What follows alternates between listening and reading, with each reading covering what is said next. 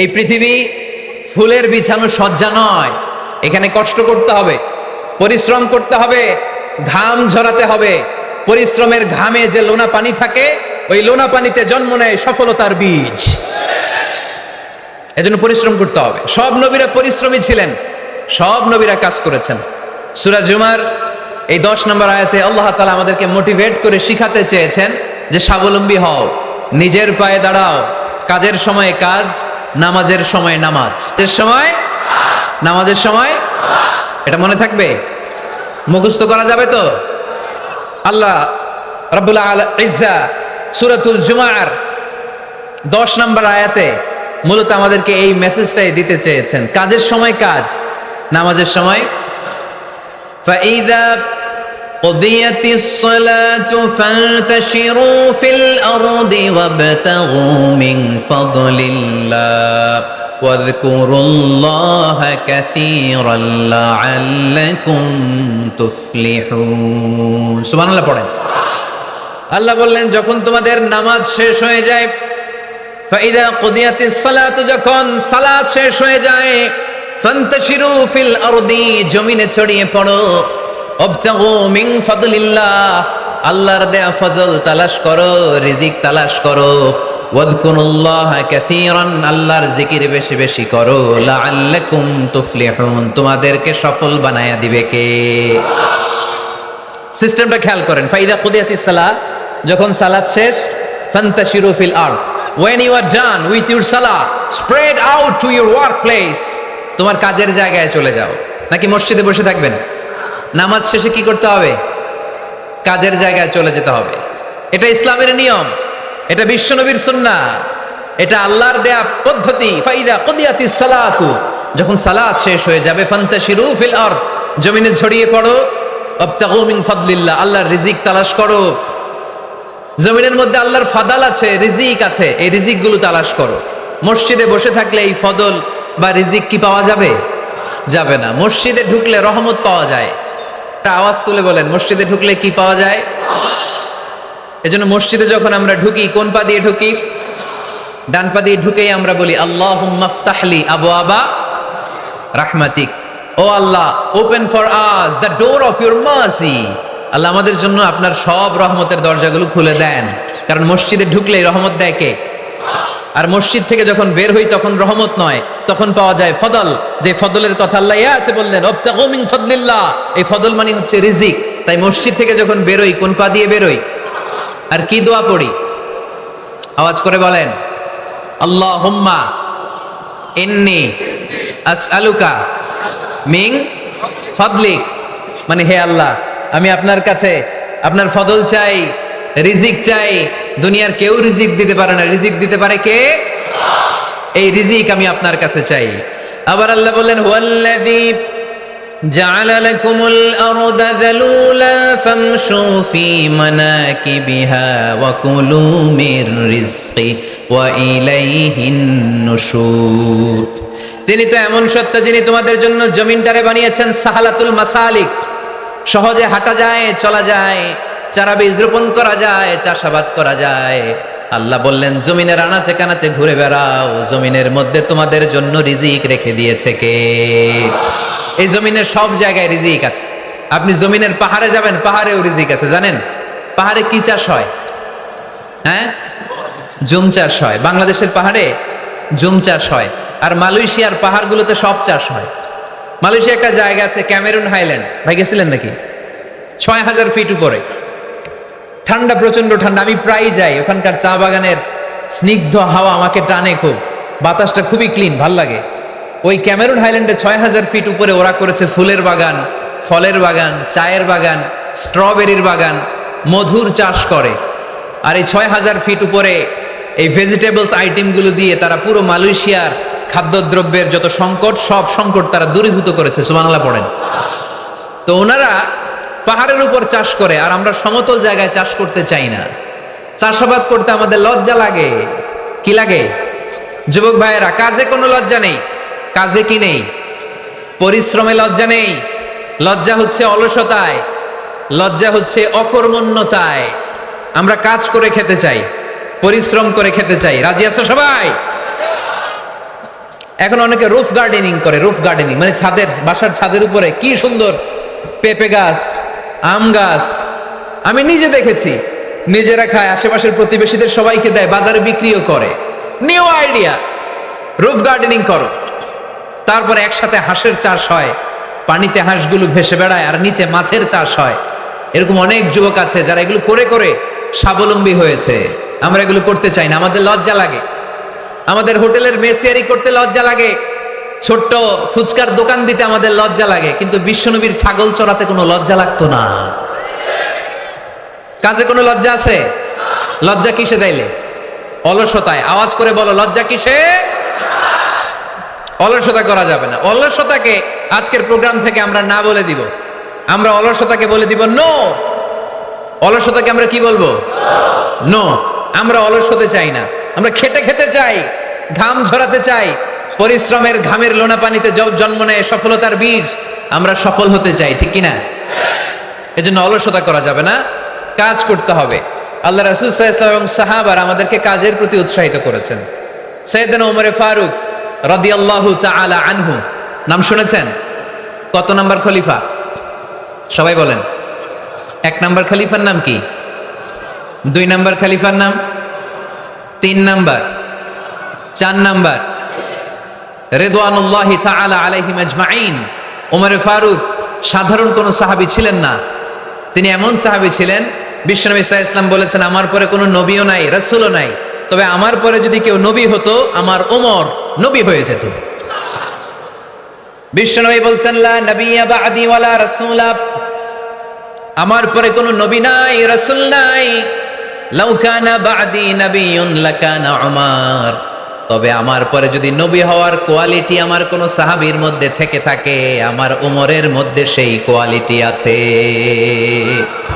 প্রভু তুমি বলেছ রাসূল দেবে না, বলনি দেবে না ওমর, বলনি দেবে না হামজা তারি, খালিদ বিজয় সমর। প্রভু তুমি বলেছ রাসূল দেবে না, বলনি দেবে না ওমর, বলনি দেবে না হামজা তারি, খালিদ বিজয় সমর। প্রভু তুমি বলেছ রাসূল দেবে না। সুবহানাল্লাহ পড়েন। ওমরে ফারুক রাদিয়াল্লাহু তাআলা আনহু, ওমরে ফারুক রাদিয়াল্লাহু তাআলা আনহু, উনারে মুনাফিকরা খুব ভয় পেত। কারা? মুনাফিক চিনেন তো? ভিতরে এক বাইরে আরেক, তার নাম? সবাই বলেন, ভিতরে এক বাইরে আরেক, তার নাম মুনাফিক। ইউযহিরু খিলাফা মা ইউবতিন, আরবিতে কি বলে? ইউযহিরু খিলাফা মা ইউবতিন, প্রকাশ করে একটা, ভিতরে আরেকটা। ভিতরে এক বাইরে আরেক, তার নাম? সবাই বলেন, ভিতরে এক বাইরে আরেক, তার নাম? আমরা কি মুনাফিক হতে চাই?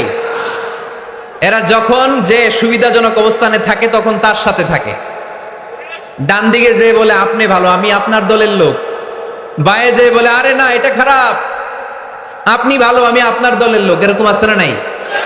যখন যে ক্ষমতায় তখন তারে তেল মারে, যেদিকে বৃষ্টি আর তুফান ওইদিকে ছাতা ধরে। আছে না নাই?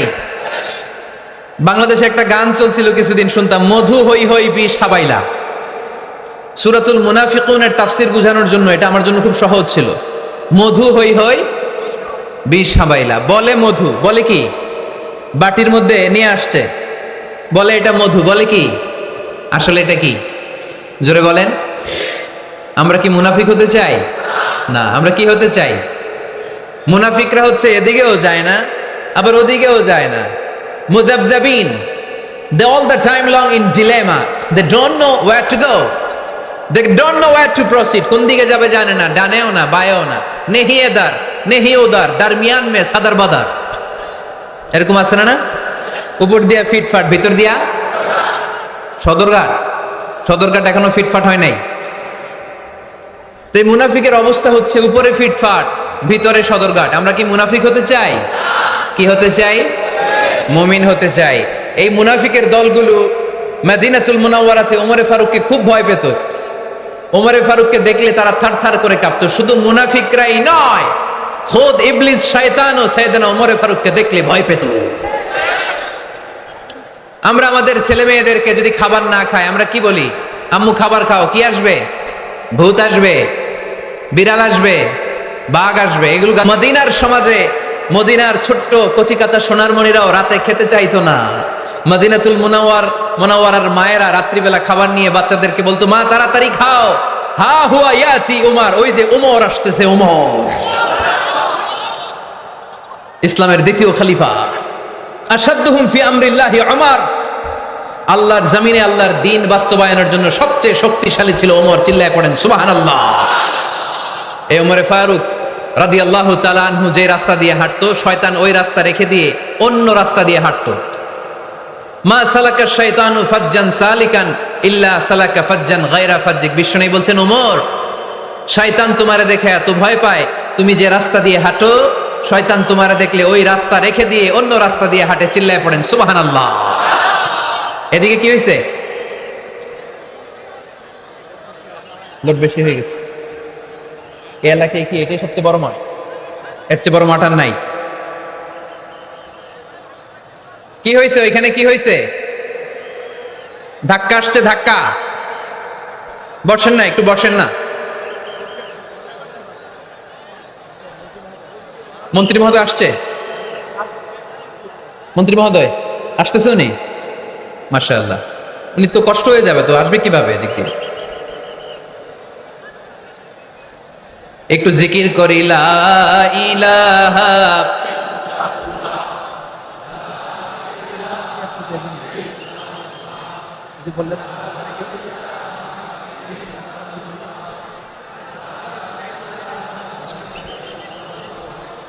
লা ইলাহা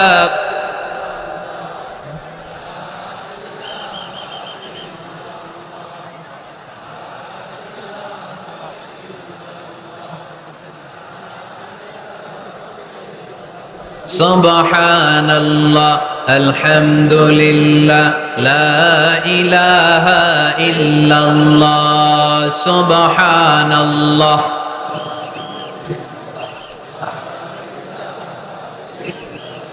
আল্লাহ নামের জিকির করবে যারা, আল্লাহর কাছে প্রিয় তারা। আল্লাহর কাছে প্রিয় যারা, জান্নাতে প্রবেশ করবে তারা। জোরে লা ইলাহা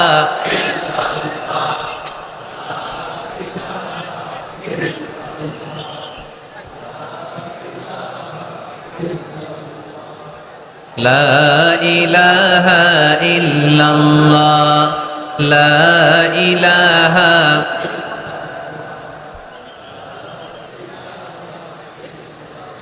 লা ইলাহা ইল্লাল্লাহ মুহাম্মাদুর রাসূলুল্লাহ সাল্লাল্লাহু আলাইহি ওয়াসাল্লাম। সাইয়েদনা ওমর ফারুক মসজিদে নববীর ইমাম। মসজিদে নববীর কি ইমাম? আপনারা শুনতেছেন? এই ছেলেরা বসে যাও, বসে যাও, বসে যাও, বসে যাও। সাইয়েদনা ওমর ফারুক মসজিদে নববীর ইমাম। এদিকে তাকান, আমার দিকে তাকান, আমার দিকে তাকান। উনি প্রত্যেক নামাজের ইমামতি করতে আসতেন মসজিদে নববীতে। জোহরের নামাজে ইমামতি করলেন। ইমামতি করে দেখলেন নামাজ শেষ, সবাই বের হয়ে চলে যায়। এটাই ইসলামের নিয়ম, ঠিক কিনা? ফাইদা কুদিয়াতিস সালাতু ফান্তাশিরু ফিল আরদ ওয়াবতাগু মিন ফাদলিল্লাহ। নামাজের সময় হ্যাঁ ফলাইছি, নামাজের সময়, কাজের সময়, নামাজের সময়, কাজের সময়। ফাইদা কুদিয়াতিস সালাহ, যখন নামাজ শেষ হয়, ফান্তাশিরু ফিল আরদ, জমিনে ছড়িয়ে পড়ো। এটা ইসলামের আইন। তার মানে আল্লাহ বোঝাতে চাইলেন নামাজের সময় মসজিদে চলে যাও।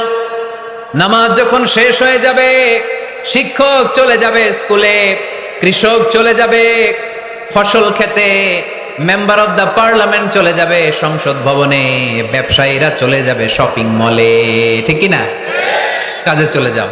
ওমর ফারুক নামাজের ইমামতি করিয়ে নামাজ শেষ করলেন, সবাই চলে গেল। ইয়ামান দেশ থেকে আসা কিছু লোক গোল হয়ে বসে আছে, জিকির আজকার করে, আবাদত করে, এরা যায় না। এরা কি করে না? যায় না। আসরের নামাজে সাইয়েদনা ওমর ফারুক রাদিয়াল্লাহু তাআলা আনহু নামাজের ইমামতি করলেন, নামাজ শেষ, সবাই চলে যায়, এরা যায় না। মাগরিবের নামাজের পরেও এরা যায় না, এশার সালাতের পরেও এরা যায় না। এশার পরে উনি ধরলেন, মা বালুকুম মা খাতবুকুম, হোয়াটস রং উইথ ইউ ম্যান, তোমাদের কি সমস্যা? জোহর, আসর, মাগরিব, এশা প্রত্যেক সালাতের পরে সবাই যার যার কাজে চলে যায়, তোমরা যে যাও না, বাড়ি কই? বলে ইয়ামান। তো বসে থাকো কেন? কি করো? কই জিকির করি। কি করি? কি করি? জিকির আজকার করি, তাসবিহ তাহলিল পড়ি, ইবাদত করি। তো তোমরা যে যাও না, তোমাদের খাবার দেয় কে?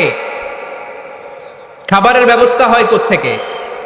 তারা বলল, আমাদের জিকির দেখে, আমাদের বুজুর্গি দেখে আশেপাশের লোকেরা পাতিল ভরে খাবার নিয়ে আসে, ওই খাবার আমরা খাই। নাহনু আল মুতাওয়াক্কিলুনা আলাল্লাহ, আমরা আল্লাহর উপর তাওয়াক্কুল করে এখানে বসে থাকি। উমরে ফারুক বললেন, সর্বনাশ, তোমরা যদি মুতাওয়াক্কিলুনা আলাল্লাহ হও তাহলে কেমনে হবে?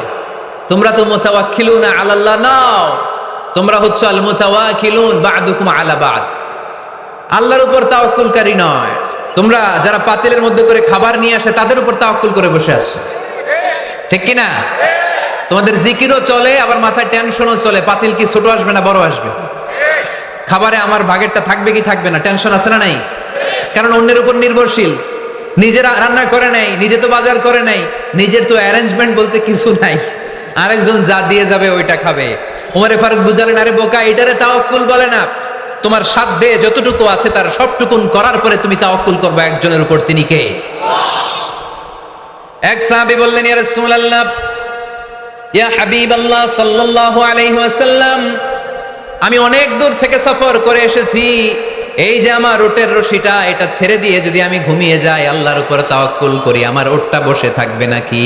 বিষ্ণু বললেন, না, এটারে তাওয়াক্কুল বলে না। ওটের রশি রেখে দিয়ে ঘুমাইলে তোমার ওট দৌড় দিবে।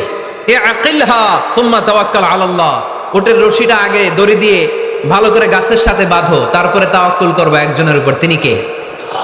আগে বাঁধতে হবে, তারপরে তাওয়াক্কুল, আগে কাজ করতে হবে, তারপরে তাওয়াক্কুল। এক লোক বড় হুজুরের কাছে দোয়া চাইছে, হুজুর আপনি দোয়া করবেন আল্লাহ যেন আমার একটা ছেলে সন্তান দেয়। কি দেয়? কথা বুঝে নাই বোধ হয়।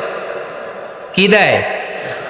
ছেলে সন্তান দেয়। তো হুজুর অনেক দোয়া করে দিছে, বড় হুজুর, আল্লাহ তারে তুমি ছেলে সন্তান দিও। তো ছেলে সন্তান হয় নাই। তার পরের বছর এসে আবার হাজির, হুজুর একটু দোয়া করেন আমার জন্য আল্লাহ একটা ছেলে সন্তান দেয়। হুজুর আবার দোয়া করলেন, কিন্তু ছেলে আর হয় নাই। পরের বছর এসে আবার হাজির, হুজুর একটু দোয়া করেন। কি দোয়া করবো বাপ? বলে হুজুর দোয়া করেন আল্লাহ যেন আমার একটা ছেলে সন্তান দেয়। হুজুর আবার দোয়া করলেন। এর পরের বছর এসে আবার হাজির, কয় হুজুর ছেলে সন্তান। হুজুরকে ঘটনা কি? ঘটনা কি? এর সন্তান হয় না কেন? বললো বাবা তুমি কি বিয়ে করছো? কয় না। সন্তান হবে কোত্থেকে? আগে তো বিয়ের পর্বটা সার, তারপরে তাওয়াক্কুল করবি কার উপর?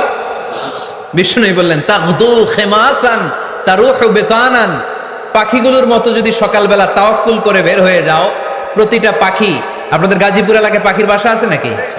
কি পাখি আছে? বাবুই পাখি, হ্যাঁ কি পাখি? সব আছে।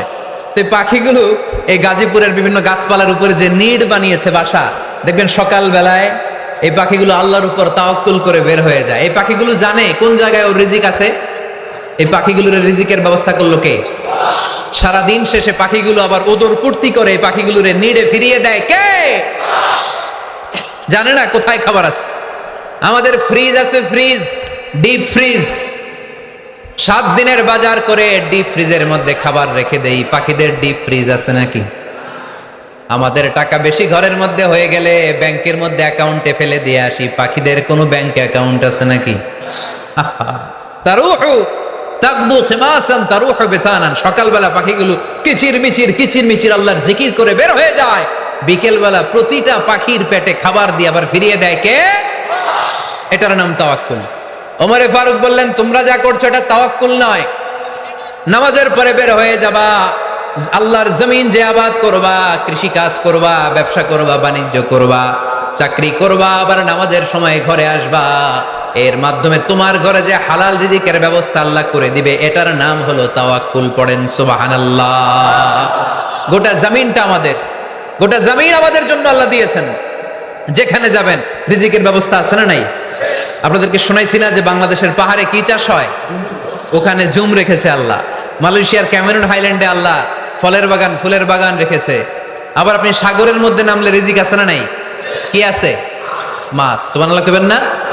ওয়ালাকাদ কাররামনা বানি আদম ফাহামালনাহুম ফিল বাররি ওয়াল বাহরি ওয়া রাযাকনাহুম মিনাত তাইয়্যিবাত।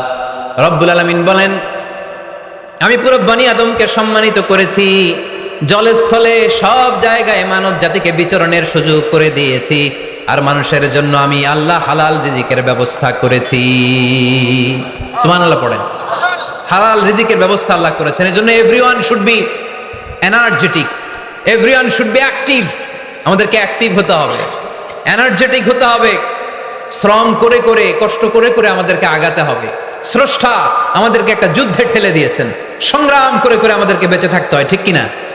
এই জমিনে যখন আমরা এসেছি তখনই আমি সংগ্রাম করেছি। বিশ্বাস করেন, একজন স্বামীর এক ফোঁটা বীর্যের মধ্যে যদি 20 কোটি শুক্রাণু না থাকে, কয় কোটি? আরো জোরে।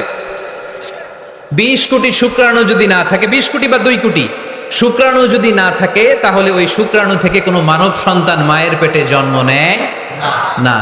তাহলে চিন্তা করেন, ওই 20 কোটি শুক্রাণুর মধ্যে আমি একটা শুক্রাণু, ঠিক কিনা? এতগুলো শুক্রাণু ডিম্বাণুকে আঘাত করে অ্যাক্টিভ হতে চেয়েছিল, ওই 2 কোটির মধ্যে বাকি সবগুলোরে হারিয়ে চ্যাম্পিয়ন হয়েছিলাম সেদিন মায়ের গর্ভে আমি। চিল্লায় বলো ঠিক কিনা?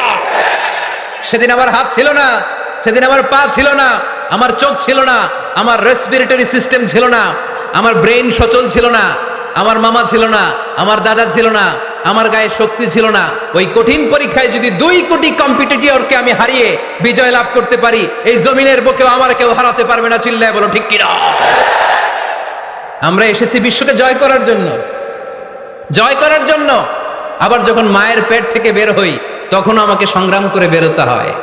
এইখানে তোমরা আমার ছোট্ট সোনামণিরা সিজারে হইছো কারা কারা? দেখি সিজারে, যে হুজুর আমি সিজারে পৃথিবীতে এসেছি। হাত তোলো। কয়েকজন হাত তুলছে, মাশাআল্লাহ। ঠিক আছে, অসুবিধা নেই, হাত নামাও। এটা একটা প্রাকৃতিক নিয়ম।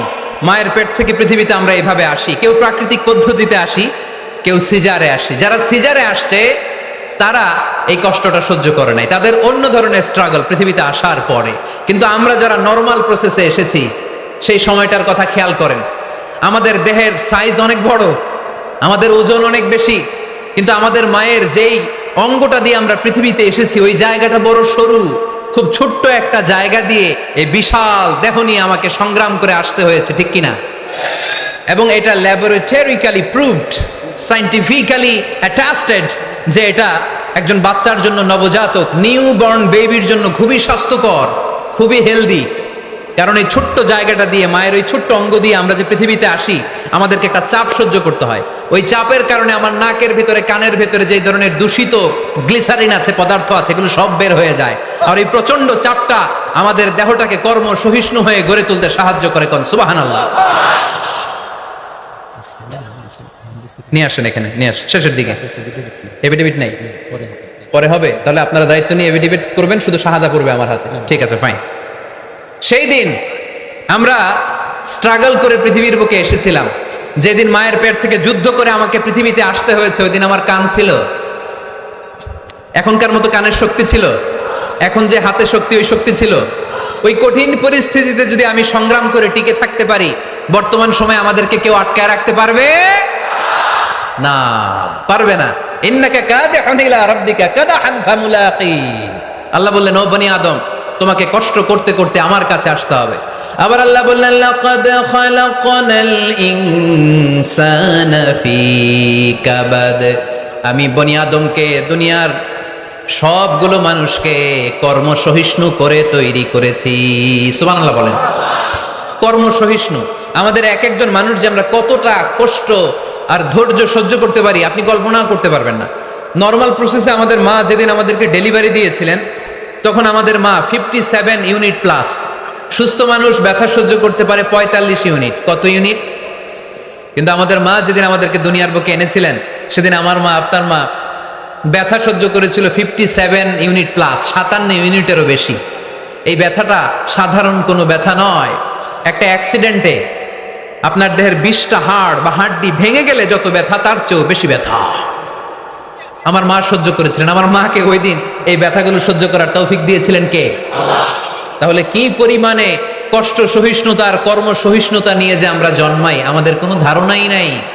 এজন্য আমি প্রায় বলি, ছেলে মেয়েদেরকে, সন্তানকে ননির পুতুল করে গড়ে তুলবেন না।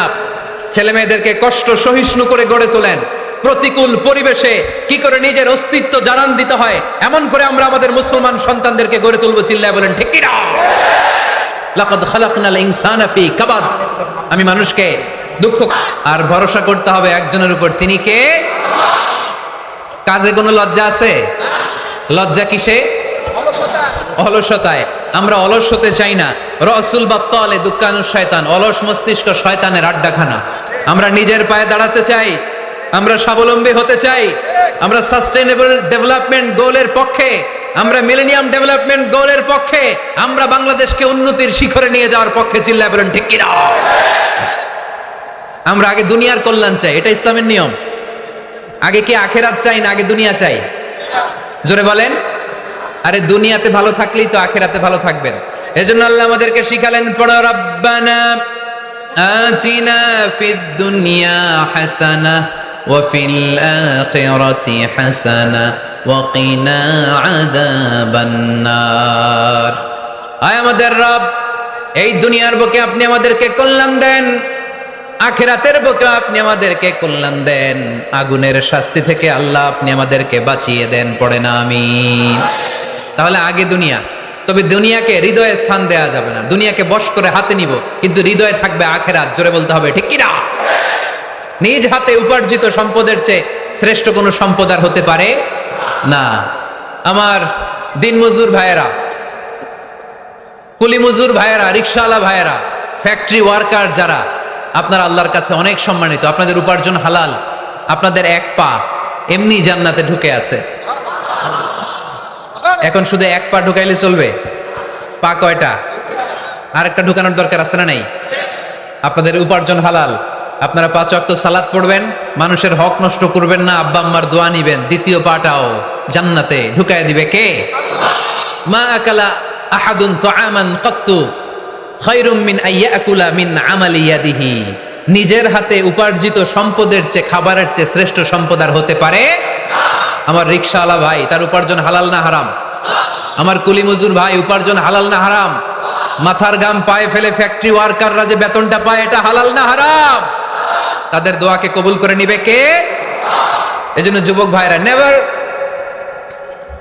Under estimate any job. কোন জবকে, কোন চাকরিকে ছোট করে দেখার সুযোগ নাই।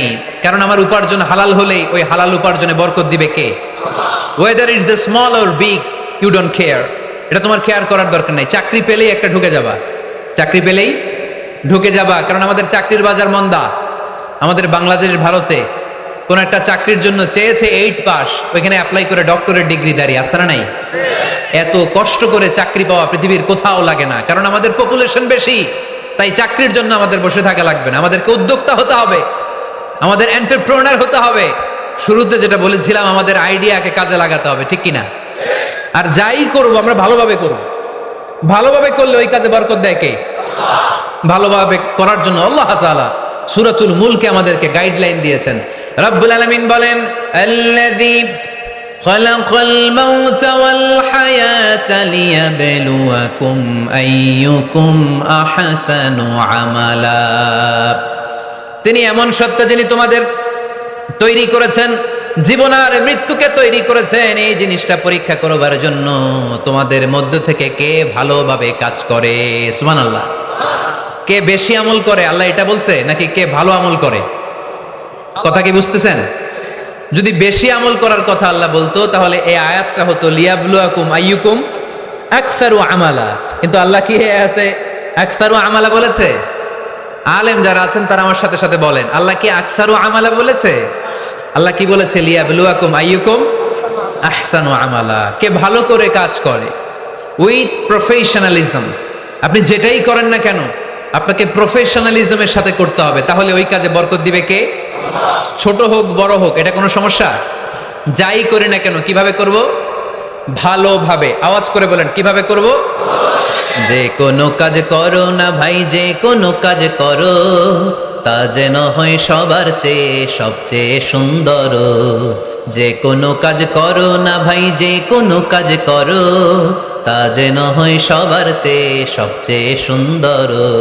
হোক না সেটা পড়া লেখা, রঙের ভাষায় ছবি আঁকা, হোক না সেটা পড়া লেখা, রঙের ভাষায় ছবি আঁকা, হোক না সেটা সামান্য কাজ কিংবা মহত্তর, তা যেন হয় সবার চেয়ে সবচেয়ে সুন্দর।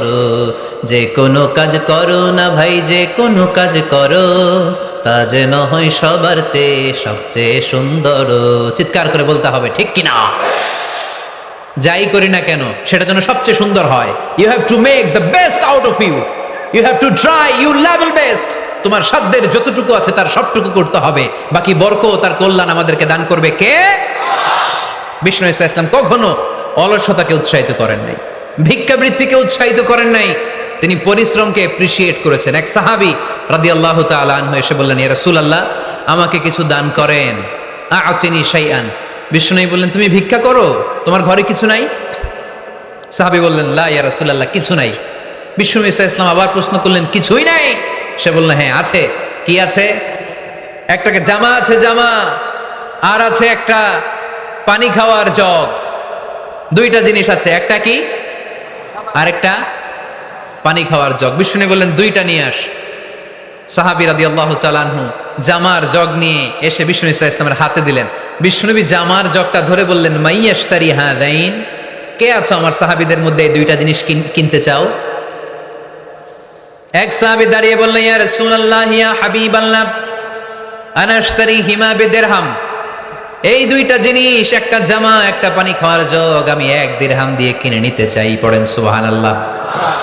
বিশ্বনবী বললেন, 1 দিরহাম তো কম হয়ে যায়, 1 দিরহামের চেয়ে বেশি দিয়ে কেনার মতো যদি কেউ থাকে একটু হাত তোলো। মাইয়াজিদু আলা যালিক, এর চেয়ে বেশি দাম দিয়ে কেনার মতো কেউ আছো নাকি? আরেক সাহাবী হাত তুলে বললেন, ইয়া রাসূলুল্লাহ, ইয়া হাবিবাল্লাহ, আশতারিহিমা বিদিরহামাইন, আমি 1 দিরহাম নয়, আপনার সম্মানে 2 দিরহাম দিয়ে জিনিসগুলো কিনে নিতে চাই। 2 দিরহাম।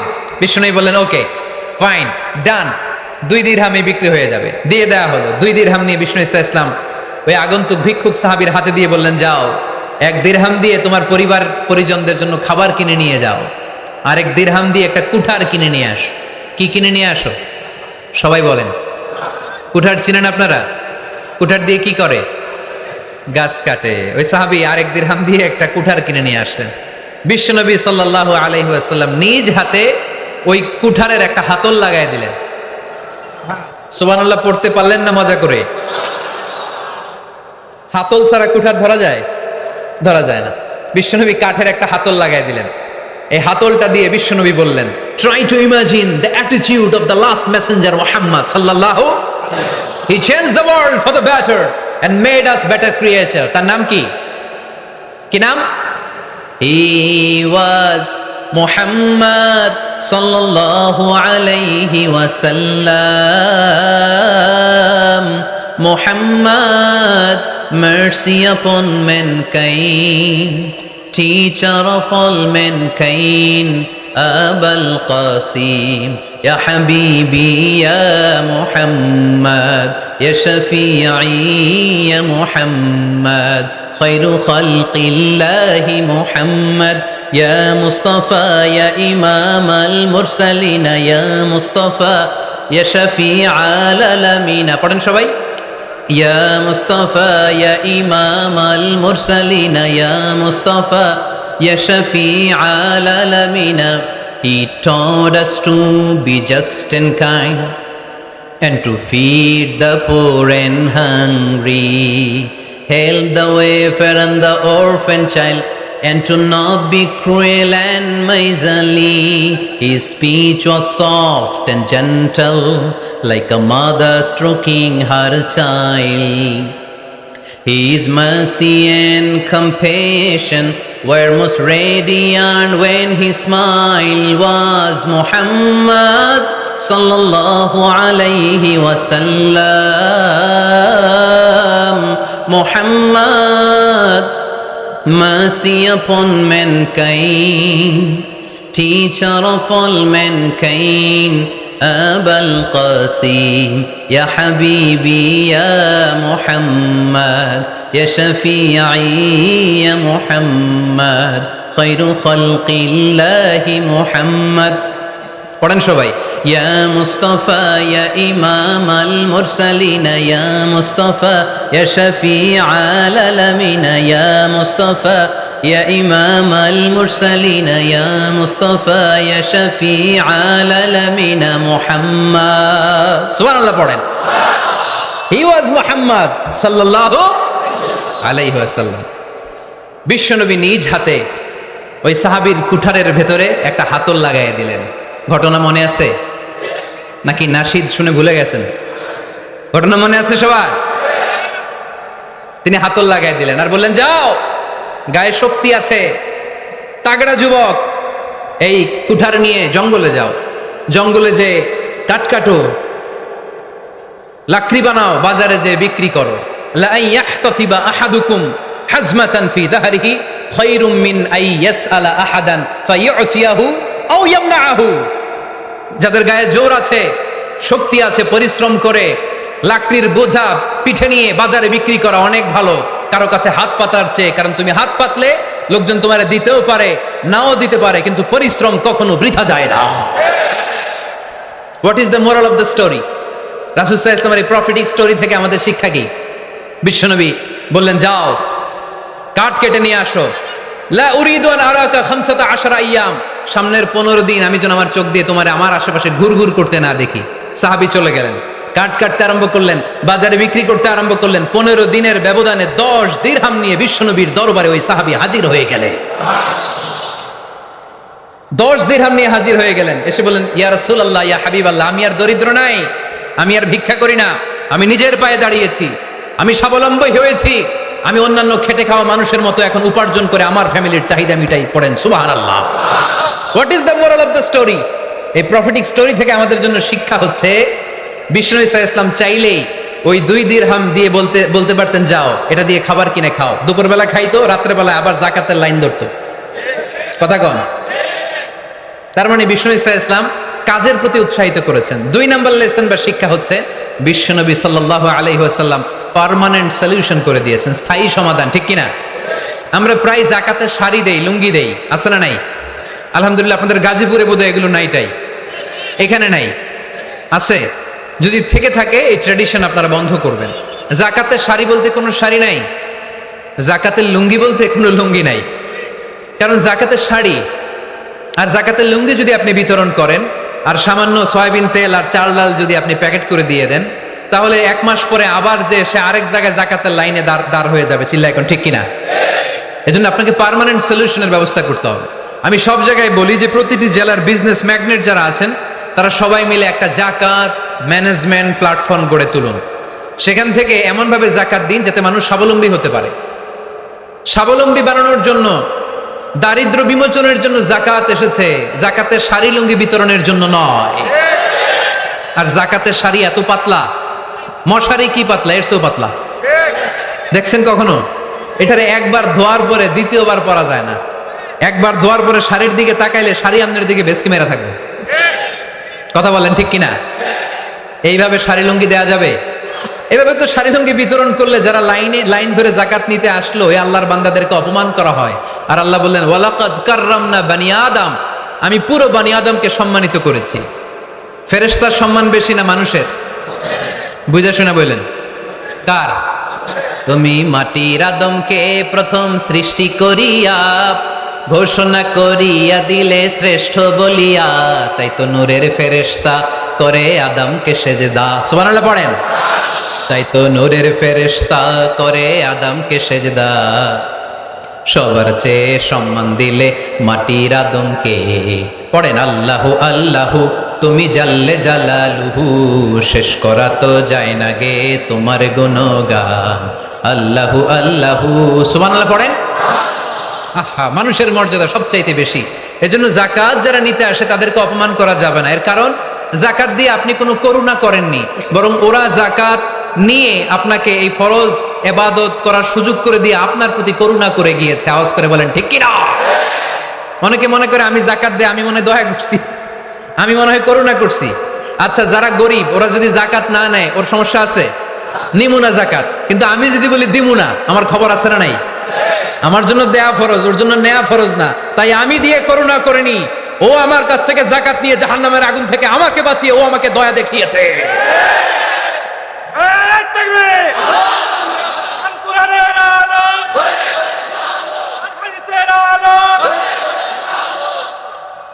এজন্য জাকাত দারিদ্র বিমোচনের জন্য। কিভাবে জাকাত দিবেন? আপনি জাকাতের টাকা দিয়ে খেয়াল করবেন, একটু ক্রস চেক করে নিতে হবে, ডবল চেক করে নিতে হবে যেই ফ্যামিলিতে জাকাত দিবেন কর্মক্ষম উপার্জনের মতো করতে পারে এরকম ছেলে আছে কিনা। থাকলে ওর একটা অটো রিক্সা কিনে দেন, সিএনজি কিনে দেন, ওই সিএনজি চালিয়ে ওর ফ্যামিলিটা দিব্যি চলে যাবে, ঠিক কিনা? ওর একটা অস্ট্রেলিয়ান গাভী কিনে দেন, ওই গাভীর দুধ বিক্রি করে ফ্যামিলিটা স্বাবলম্বী হয়ে যাবে, ঠিক কিনা? লক্ষ্মীপুরে আমি ওয়াজ করলাম, বলল হুজুর আমরা এইভাবে একটা জাকাত ম্যানেজমেন্ট প্ল্যাটফর্ম গড়ে তুলেছি, এখানে আমরা টাকা জমিয়ে জমিয়ে আমাদের এলাকার যে সমস্ত ছেলেগুলো কর্মক্ষম, তাদের ঘরে টাকা পয়সা নাই, আমরা জাকাতের টাকা দিয়ে ওদেরকে প্রবাসী বানিয়ে দেই, বিদেশে পাঠিয়ে দেই। ওর কষ্ট অর্জিত সম্পদ দিয়ে ওর ফ্যামিলি এখন দেদারসে চলছে, কোনো জাকাতের লাইনে যে তারা নিজেদেরকে আর অপমান বোধ করছে না। এইভাবে জাকাত দিতে হবে। দিলটারে একটু খোলেন, হাতটারে একটু খোলেন, তাহলে হৃদয়টারে খুলে দিবে কে? দে জাকাত, দে জাকাত তোরা দে রে জাকাত, দে জাকাত, দে জাকাত তোরা দে রে জাকাত, তোর দিল খুলবে পরে আগে খুলুক হাত, দে জাকাত, দে জাকাত তোরা দে রে জাকাত। পড়েন আমিন। এই জাকাতের মাধ্যমে আমরা আমাদের বাংলাদেশকে স্বাবলম্বী করতে চাই। রাজি আছেন সবাই? সংঘবদ্ধ প্রচেষ্টায় জাকাত আদায় করতে রাজি আছেন? বিশ্বনবী সাল্লাল্লাহু আলাইহি ওয়াসাল্লাম চাইলে এই 2 দিরহাম দিয়ে বিদায় করে দিতে পারতেন, কিন্তু বিশ্বনবী সাল্লাল্লাহু আলাইহি ওয়াসাল্লাম তাকে কাজের প্রতি উৎসাহিত করলেন, পার্মানেন্ট সলিউশন দিলেন। এজন্য অলসতার সাথে ইসলামের কোনো সম্পর্ক আছে? আওয়াজ করে বলেন, অলসতার সাথে সম্পর্ক আছে? অলসতাকে যেন আজকে আমরা কি বলে দিছিলাম? ভুলে গেছি। আরো জোরে। অলসতাকে আজকে আমরা নো বলে দিছি, আমরা কর্মক্ষম। আরে অলস তো হয় মুনাফিকেরা, অলস হয় কারা? وَإِذَا قَامُوا إِلَى الصَّلَاةِ قَامُوا كُسَالَى يُرَاءُونَ النَّاسَ وَلَا يَذْكُرُونَ اللَّهَ إِلَّا قَلِيلًا। সুবহানাল্লাহ পড়েন। মুনাফিকরা যখন নামাজে দাঁড়ায় অলস হয়ে দাঁড়ায়, সোজা হয়ে দাঁড়ায় না। মসজিদে নববীর কাতারগুলোর মধ্যে মুমিনদের সাথে যখন মুনাফিকেরা দাঁড়াতো, অলসের মতো দাঁড়াতো, দেয়ালের মধ্যে হেলান দিয়ে দাঁড়াতো। এরকম আছে না অনেকে অলস?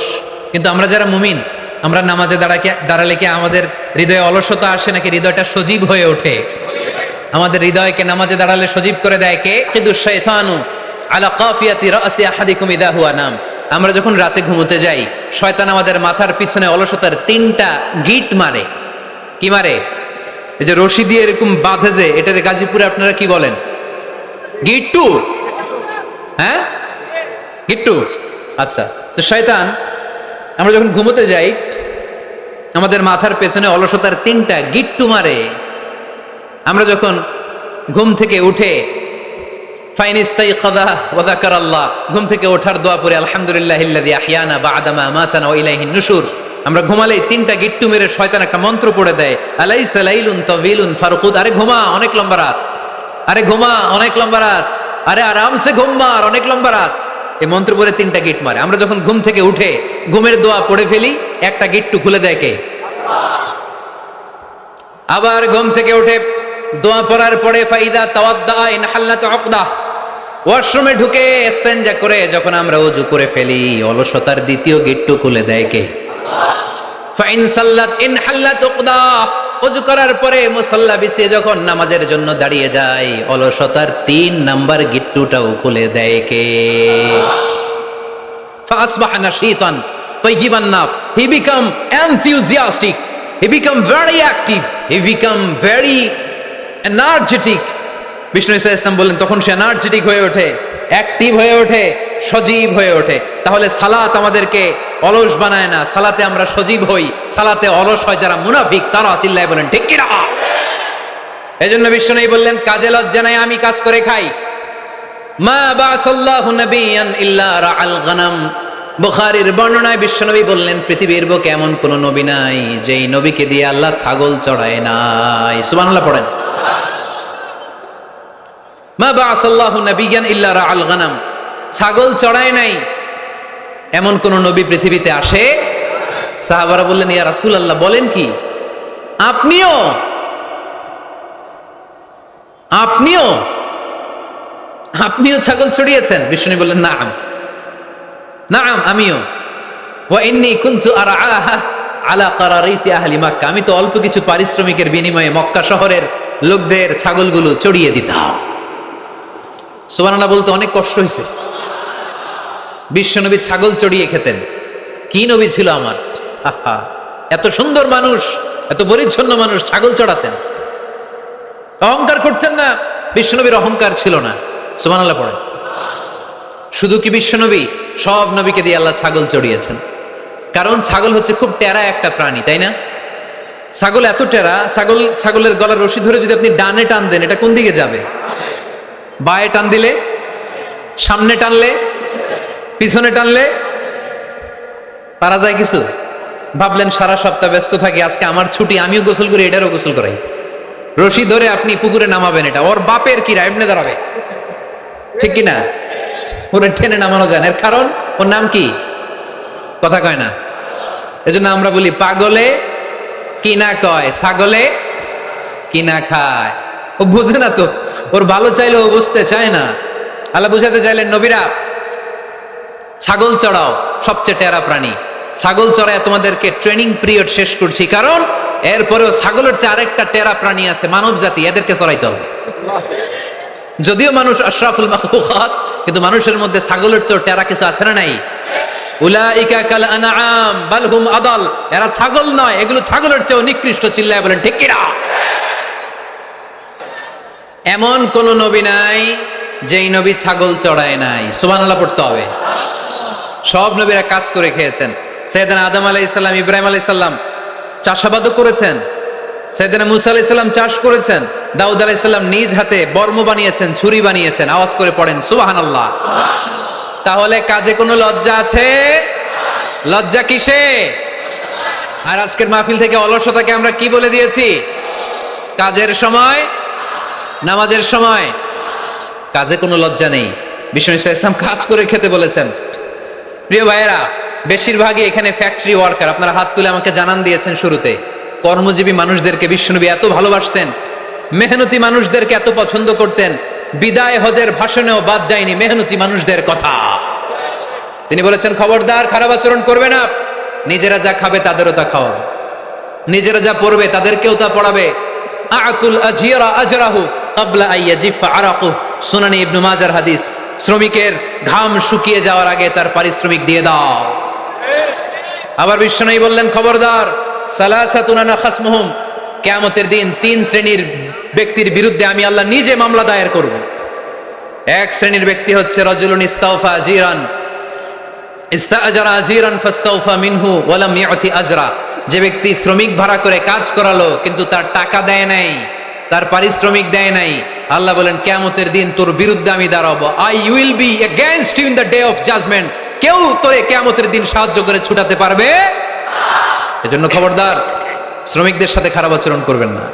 আবার শ্রমিক ভাইরাও যারা আছেন, আপনাদের ডিউটি যত ঘন্টা ঠিক তত ঘন্টাই পালন করতে হবে, তা না হলে কিন্তু আপনাদের উপার্জন হালাল হবে না। বিশ্বনবী সাল্লাল্লাহু আলাইহি ওয়াসাল্লামের সাথে বিশ্বনবী সাল্লাল্লাহু আলাইহি ওয়াসাল্লামের কর্মচারীর কি ঘটেছিল, এই ঘটনাটা বলেই আজকে আমরা শেষ করব। আওয়াজ করে পড়েন ইনশাআল্লাহ। আমরা অনেকে মাইক পেলে বড় বড় ভাষণ দেই, কাজের মেয়েদের সাথে খারাপ আচরণ করবেন না, শ্রমিকদের অধিকার, নারীদের অধিকার, বড় বড় এরকম বক্তব্য আছে না নাই? বিশ্বনবী শুধু শ্রমিকদের অধিকারের কথা বক্তব্যের মধ্যে সীমাবদ্ধ রাখেন নাই, ওনার ব্যক্তিগত জীবনেও এগুলো পাবেন। বিশ্বনবী সাল্লাল্লাহু আলাইহি সাল্লামের অ্যাপয়েন্ট করা শ্রমিক, ওনার দাস, ওনার কর্মচারী সাহাবীর নাম ছিল আনাস রাদিয়াল্লাহু তাআলা আনহু। কি নাম ছিল?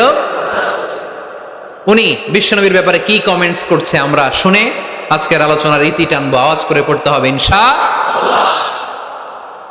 সাধারণত কর্মচারীরা মালিকের বিরুদ্ধে ভালো কথা বলে? ইল্লা মাশাআল্লাহ। অনেক মালিক আছে অনেক ভালো, তাদের ব্যাপারে আবার ভালো বলে। সাধারণত কারো ব্যাপারে যদি আপনি তথ্য নিতে চান, আপনি তার ওয়াইফের কাছ থেকে তথ্য নেন, তার কর্মচারীর কাছ থেকে নেন, তার বাড়ির দারোয়ান থেকে নেন, তার ঘরের কাজের মহিলার কাছ থেকে নেন, তার ড্রাইভারের কাছ থেকে নেন, তাহলেই তার ব্যাপারে আসল সব তথ্য বের হয়ে আসবে। দেখুন বিশ্বনবীর কর্মচারী বিশ্বনবীর ব্যাপারে কি বলে। সাহাবীর নাম সবাই বলতে হবে, সাহাবীর নাম রাদিয়াল্লাহু তাআলা আনহু। উনি বললেন, বিশ্বনবী যখন মক্কা থেকে মদিনায় হিজরত করলেন, হাজার হাজার মদিনাবাসী বিশ্বনবীর সাথে দেখা করতে গেল। যারাই দেখা করে সবাই বিশ্বনবীর হাতে কিছু না কিছু হাদিয়া দেয়। যারাই দেখা করে হাতে করে বিশ্বনবীর হাতে কিছু না কিছু দিয়ে দেয়। সুবহানাল্লাহ পড়ে। তাহাদাও তাহাব্বু, একে অপরকে হাদিয়া দিবেন, মহব্বত বাড়াই দিবে কে? হাজব্যান্ড স্ত্রীকে গিফট করবেন, স্ত্রী আবার হাজব্যান্ডকে গিফট করবেন, বন্ধু বন্ধুকে গিফট করবেন, গার্লফ্রেন্ড আবার বয়ফ্রেন্ডের গিফট করতে যায় না। তাহলে ভেজাল আছে না নাই? চেক এন্ড ব্যালেন্স করতে হবে। আমি প্রায় বলি, ভালোবাসবেন জায়গা মতো। স্ত্রীকে ভালোবাসলেও সওয়াব আছে না নাই? স্ত্রীর সাথে অন্তরঙ্গ সময় কাটালেও সওয়াব আছে না নাই? কিন্তু এই সময় যদি শালীর সাথে কাটান, ঝামেলা আছে না নাই? ভাবির সাথে কাটালে ভেজাল আছে না নাই? যারাই বিশ্বনবীর সাথে দেখা করে সবাই বিশ্বনবীর হাদিয়া দেয়। সাইয়েদনা আনাস রাদিয়াল্লাহু তাআলা আনহু বর্ণনা করেন, আমার আম্মা যেন দেখা করতে আসলেন আমাকে নিয়ে, আমি ছোট্ট আনাস। আমার আম্মা জান দেখলেন, লাম ইউবকি রাজুলুন ওয়ালা ইমরাআতুন মিনাল আনসার ইল্লা আতহাফাকা বিতুহফাতিন ইয়া রাসূলুল্লাহ। আমার আম্মা এসে বলে, ও রাসূলুল্লাহ, মদিনার যারাই আপনার সাথে দেখা করতে আসলো সবাই এসে আপনারে হাদিয়া দেয়। ওয়া ইন্নী লা আকদিরু আলা মা উতহিফুকা বিহি। ও নবী, আমার তেমন কোনো সাধ্য নাই যে আমি আপনারে হাদিয়া দেব, আমার কাছে কোনো টাকা পয়সা নাই। ছোট্ট ছেলে আনাসরে নিয়ে এসে বলল, ইয়া রাসূলুল্লাহ, মদিনার সব লোকের আপনার সাথে দেখা করে আর হাদিয়া দেয়, আমি গরিব মানুষ, আমি আপনারে কি হাদিয়া দেব গো নবী? আমার তো হাদিয়া দেওয়ার মতো কিচ্ছু নাই। ইল্লা ইবনি হাদা, আমার নাড়ছেরা ধন, আমার কলিজার টুকরা সন্তান এই আনাস ছাড়া আমি আমার কলিজার টুকরা সন্তান আনাসরেই আপনারে হাদিয়া দিয়ে দিলাম। খুদ হাদা ইয়া রাসূলুল্লাহ, আমার সন্তান আনাসকে আপনি নেন। ইয়াখদুমুক মা বাদালাক, সে যদ্দুর পারে আপনারে খেদমত করবে।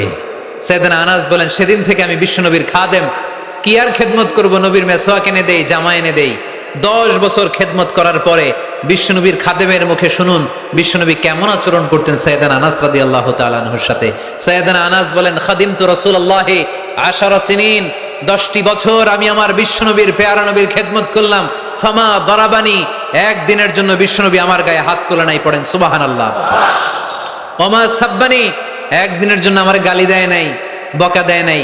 ওমা আবাসাফি ওয়াজহি, একদিনের জন্য বিশ্বনবী বিরক্তির চেহারা নিয়ে আমার দিকে তাকায় নাই, ভ্রু কুচকে এরকম আমার দিকে তাকায় নাই। আমরা রেগে গেলে বিরক্ত হলে কি করি? আমাদের ভ্রুগুলো কুচকে যায়।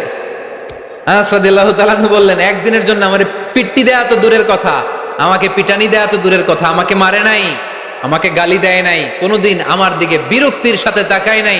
ওয়ালা ক্বালা লি লিমা সানাআতা ওয়ালা লিমা লা সানাআতা, কোনোদিন এও বলে নাই, আনাস এটা কেন করলা, ওইটা কেন করো নাই। চিৎকার করে পড়েন সুবহানাল্লাহ। এজন্য বিশ্ব নবীর মতো আমাদেরকে আমাদের শ্রমিকদের সাথে, অধীনস্থ কর্মচারীদের সাথে আচরণ করতে হবে। রাজি আছি তো সবাই? ইন্তেকালের আগে বিশ্বনবী সাল্লাল্লাহু আলাইহি সাল্লাম 2টা কথা বললেন। কয়টা? 1 নম্বরে বিশ্বনবী সাল্লাল্লাহু আলাইহি সাল্লাম বললেন, আসসালাত, নামাজ, নামাজ, উম্মতেরা নামাজ, নামাজ ছেড়ে দিও না। 2 নম্বরে বিশ্বনবী বললেন, ওয়ামা মালাকাত আইমানুকুম, খবরদার অধীনস্থ কর্মচারীদের সাথে খারাপ আচরণ করো না। আমরা খুব দুঃখের সাথে লক্ষ্য করেছি, পত্রপত্রিকায় এসেছে, মানবাধিকার কর্মী, নারী আন্দোলনের কর্মী মাইক পেলে বড় বড় ভাষণ দেয়, আপনারা কর্মীদের সাথে ভালো আচরণ করবেন, কাজের মেয়েদের সাথে ভালো আচরণ করবেন, কিন্তু ওদের বাড়িতে এই কাজের মেয়েরা নির্যাতিত হয়। চিল্লায় বলেন ঠিক কিনা? আহা, পত্রিকার রিপোর্ট দেখে অবাক লাগে। খুন্তি দিয়ে চুলায় লোহা গরম করে পিঠে শেক মেরেছে, এরকম আছে না নাই? বিশ্বনবী সাল্লাল্লাহু আলাইহি সাল্লাম বলেছেন, খবরদার কিয়ামতের দিন তাদের বিরুদ্ধে আল্লাহ মামলা দায়ের করবে। আমরা যেন কখনো আমাদের অধীনস্থ কর্মচারীদের সাথে খারাপ আচরণ না করি। আল্লাহ তুমি তৌফিক দাও, আমরা পড়ি আমিন। এজন্য শ্রমিক মালিকের সম্পর্ক হচ্ছে চেক এন্ড ব্যালেন্সের সম্পর্ক। যারা শ্রমিক তাদের দায়িত্ব হচ্ছে মালিকের যে হক সেটা আদায় করা, যত ঘন্টা তার সাথে চুক্তি হয়েছে তার পুরোটা আদায় করা। আর মালিকের উচিত অধীনস্থ কর্মচারীদের সাথে ভালো আচরণ করা। আমরা যেন এই চেক এন্ড ব্যালেন্স করতে পারি, আল্লাহ তুমি তৌফিক দাও। যে আয়াত দিয়ে শুরু করেছি ওই আয়াত দিয়ে শেষ করব। আল্লাহ বলেছেন ফাইদা কুদিয়াতিস সালাতু ফান্তাশিরু ফিল আরদ, যখন নামাজ শেষ হয়ে যায় জমিনে ছড়িয়ে পড়ো, রিজিক তালাশ করো। আবার নামাজের সময় হলে মসজিদে চলে আসো। তার মানে কাজের সময়, আওয়াজটা ছোট হয়ে গেল, চিল্লায় বলতে হবে, কাজের সময়, নামাজের সময়। পরিশ্রমে কোনো লজ্জা নেই, লজ্জা হলো আর অলসতাকে আজকের মাহফিল থেকে আমরা সবাই কি বলে দিলাম, মনে থাকবে।